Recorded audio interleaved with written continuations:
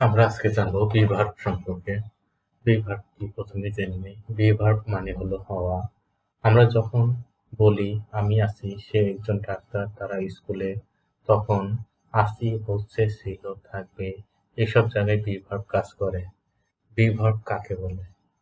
Be verb হলো এমন কিছু ভার্ব যেগুলো আমাদের অবস্থা, পরিচয় বা অবস্থান বোঝাতে সাহায্য করে। যেমন আমি ভালো আছি, আই এম ফাইন। সে একজন শিক্ষক, হি ইজ এ টিচার। তারা বাসায় আছে, দে আর এট হোম।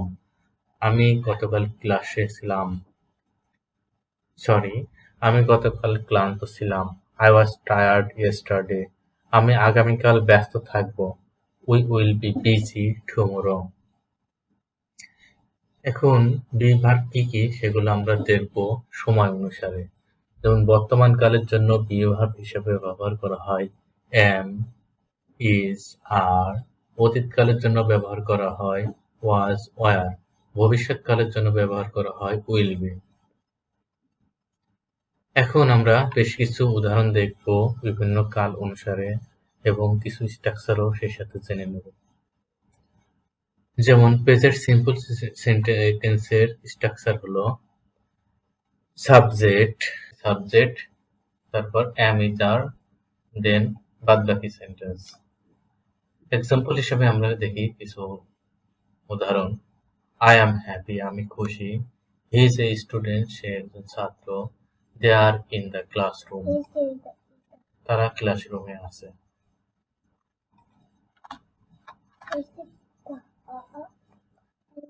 প্রেজেন্ট কন্টিনিউয়াস টেন্সের স্ট্রাকচারটা আমরা জেনে নিই। বি ভার্ব প্লাস হলো ভার্বের সাথে আইএনজি যোগ। স্ট্রাকচারটা কেমন হবে? সাবজেক্ট, তারপরে পড়বে am is are, তারপর পড়বে ভার্বের সাথে আইএনজি। আমরা কিছু উদাহরণ দেখি। I am going to home, আমরা বাসায় যাচ্ছি। She is reading a book, সে বই পড়ছে। We are watching TV, আমরা টিভি দেখছি। ঠিক একইভাবে অতীতকালের জন্য আমরা বি ভার্ব দিয়ে বাক্য গঠন করতে পারি।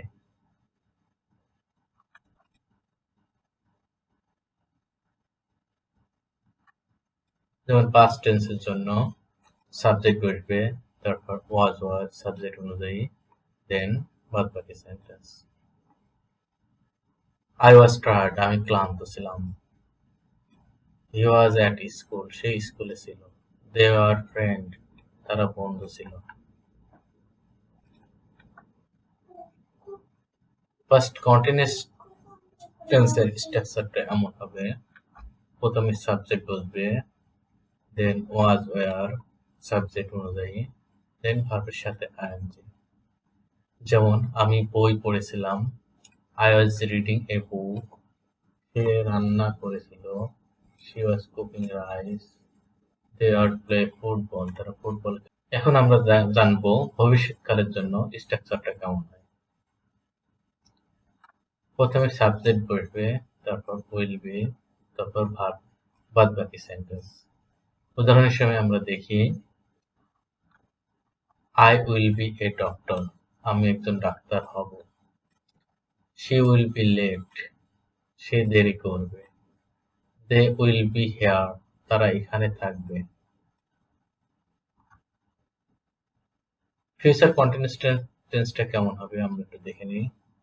প্রথমে সাবজেক্ট বসবে, দেন উইল বি, দেন ভার্বের সাথে আইএনজি।